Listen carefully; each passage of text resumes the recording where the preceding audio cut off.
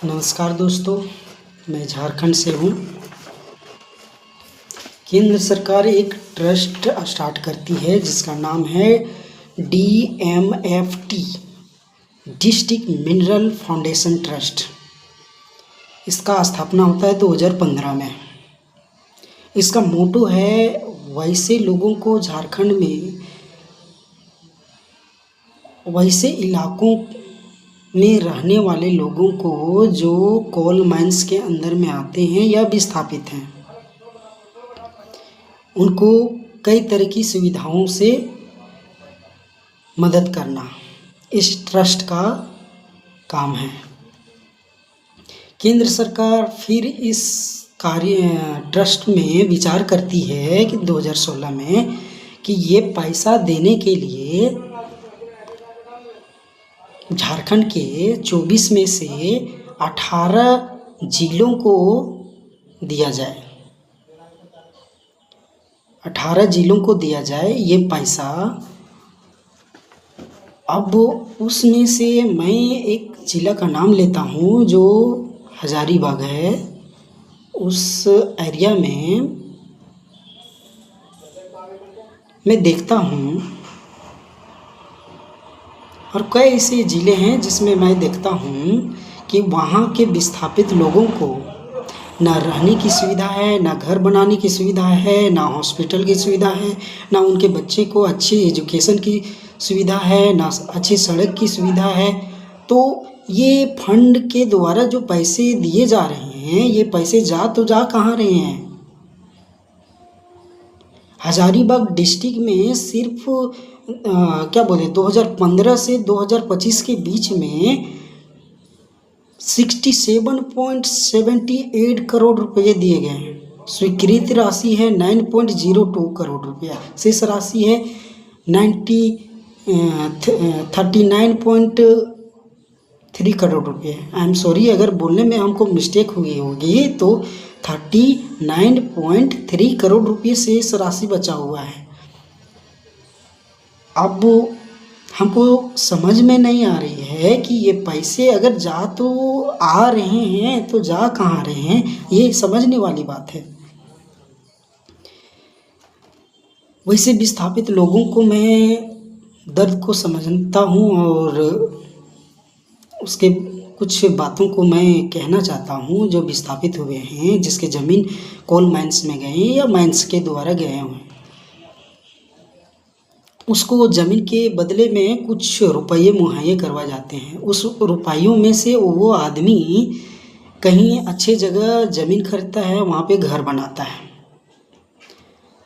अब पक्के घर बनते हैं, अच्छे जगह पे बनते हैं, उसको BPL परिवार से झारखंड सरकार हटवा देती है किसी तरह से, और उसको सुविधा देने के लिए तैयार नहीं होती है। या वो फिंगरप्रिंट के द्वारा देती है, या फिर है सो रजिस्टर करने के लिए बार बार कर रही है कि आप रजिस्टर कीजिए कि आपका OTP होगा, ये वेरिफिकेशन होगा। उसके बाद ये बीच बीच में वेरिफिकेशन होती रहती है कि आपको पास गाड़ी है या पक्के घर हैं या मोटरसाइकिल है, या किसी तरह से उस टाइप के लोगों को BPL परिवार से हटाया जा रहा है। अब विस्थापित परिवार के जो लोगों हैं, उनके पास किस तरह का तरीका से आप उसको BPL परिवार से हटाना चाहते हैं? BPL परिवार से आप किस तरह से हटाना चाहते हैं? वो मुआवजा दिया है ज़मीन का, उसके बाद उसको घर मिला है, वो कहीं घर बनाया है, वो उसके पास मजबूरी थी तब है सो वो आदमी एक कदम उठाता है। आप उसको BPL परिवार से हटाते हैं, उसके पास दयनीय स्थिति खराब होती है। एक फंड चलता है केंद्र सरकार के द्वारा जिसका नाम है DMFT, district mineral foundation trust. इसके द्वारा उन लोगों को मदद पहुंचाने की कोशिश करती है केंद्र सरकार, लेकिन मदद पहुंच नहीं पाती है। ये झारखंड के 24 में से 18 जिलों को मुहैया करवाई जाती है। अगर मुहैया करवाई जाती है तो ये पैसे उन विस्थापित लोगों को दिया जाता, जिसके ज़मीन गए हैं उसको दिया जाता।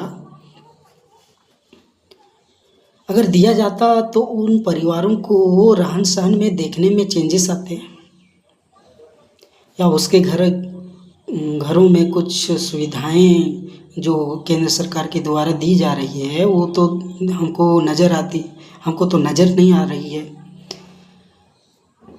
ना अच्छा पानी पीने की सुविधा है उसके पास, ना हॉस्पिटल की सुविधा है, ना उनके बच्चे को अच्छी शिक्षा की सुविधा है। हजारीबाग ज़िले में सिर्फ मैं कहना चाहता हूँ, अगर अच्छा एजुकेशन के लिए अगर वो परिवार चाहे तो हजारीबाग ज़िला में 2 ही स्कूल हैं, 2-3 स्कूल हैं। डीएवी है, एंजल है, सेंट जेवियर है, डीपीएस है। ये 4-5 अच्छा एजुकेशन स्कूल हैं। उस सब में एडमिशन के लिए अगर वो परिवार चाहे तो वो परिवार वो पैसा मुहैया नहीं कर पा रहा है। इससे दयनीय स्थिति है उसके पास। वो एक ऐसा परिवार है जो अपना घर परिवार जगह ज़मीन जहाँ से उसका वंशज स्टार्ट हुआ वहाँ से उसको अब बेदखल कर दिए। अब उसके पास कुछ नहीं है। अब ये ज़िला जो है सो उसके रवैये में उसकी तरह क्या रवैया रखती है कि ना उसको किसी तरह की सुविधा दे रही है।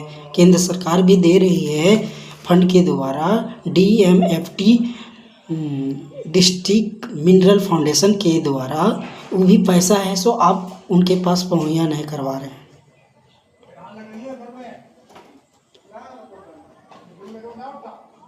अगर ये पैसा जा तो जा कहाँ रहा है, किसके पास जा रहा है? ना वो गरीब परिवारों को जा रहा है, ना जिसका ज़मीन गया है उन लोगों को जा रहा है, जिसे वो विस्थापित हुए हैं उन लोगों को जा रहा है। तो ये पैसा जा तो जा कहाँ रहा है कि फाइलों में दब कर ये पैसे रह जा रहे हैं। मैं जिला के जो मुख्य पद पर बैठे जो व्यक्ति हैं उनसे मैं कहना चाहता हूँ कि ये पैसे जा तो जा कहाँ रहे हैं। अगर आपकी मानवता इतना हद तक गिर चुकी है, ये बीजेपी की सरकार थी उस टाइम भी स्टार्ट हुआ, ये जेएमएम और कांग्रेस की सरकार बनी उस टाइम की, ये अभी भी है, उस टाइम भी पैसा मुहैया करवा जा रहा है। ये सरकार केंद्र सरकार तो नहीं देख रही है कि ये मेरा सरकार है या और किसी की सरकार है, ये देख नहीं रही है। तो फिर आपको बांटने में क्या दिक्कत हो रही है, किस तरह की दिक्कत हो रही है? या वोट से आप वोट प्राप्त करने के लिए सोच रहे हैं या किसी और तरह से लाभ लेने के लिए सोच रहे हैं? आप वोट के तो लायक नहीं हैं। आपको तो वोट देके पब्लिक आपको कुर्सी पर बैठाती नहीं है। आप किस तरह के ऑफिसर हैं आप अपने में सोचिए और समझिए। आप किस पोस्ट पे बैठे हुए हैं वो आप समझिए और विचार कीजिए। मैं वो ऑफिसरों को भी कहना चाहता हूँ जो ईडी और सीबीआई में काम करते हैं। अगर आपको ये पैसे या फंड से जो मिल रहे पैसे आपको नज़र आ रहे हैं तो ये पैसे जा तो जा कहाँ रहे हैं, ये मैं समझना चाहता हूँ। अगर जाते हैं पब्लिक के पास धरातल पर तो नज़र क्यों नहीं आती है? नज़र किस तरह से आएगी? जिस एरिया में अगर हॉस्पिटल बना हुआ है वहाँ ना आपको डॉक्टर नज़र आती है। अगर पानी के टंकी लगा हुआ है तो वहाँ मोटर की ख़राब है, एक मंथ चलती है दूसरा मंथ ख़राब हो जाती है। ना बिजली है सो 24 घंटा में आपको 8 से 9 घंटा की ही बिजली आपको मिल रही है। ना अच्छे पानी पीने की सुविधा, ना आपके बच्चे को पढ़ने की सुविधा। तो ये किस तरह की कार्य है हमको समझ में नहीं आती है। और ये फंड के द्वारा क्यों मुहैया करवाया जा रहा है हमको समझ में नहीं आ रही है।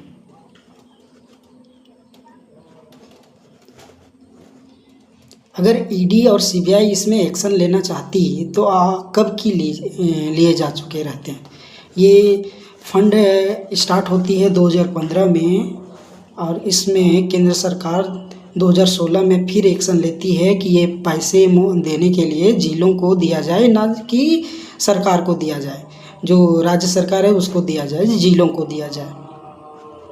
अगर ये पैसे दिए गए तो ये पैसे गए तो गए कहाँ?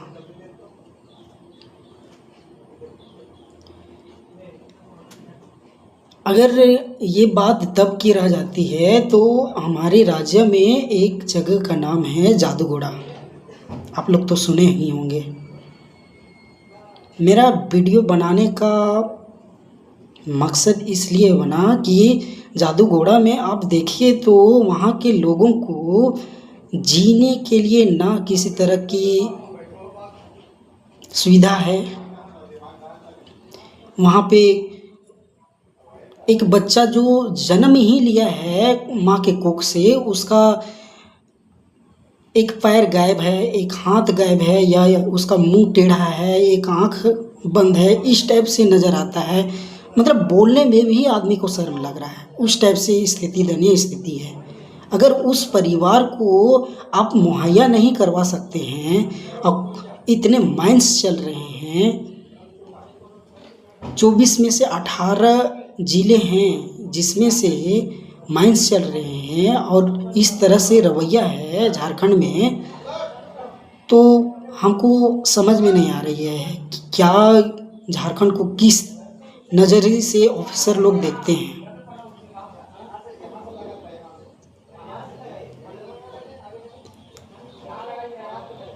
बस मैं यही बात पे समाप्त करना चाहता हूँ। जय हिंद, भारत माता की जय।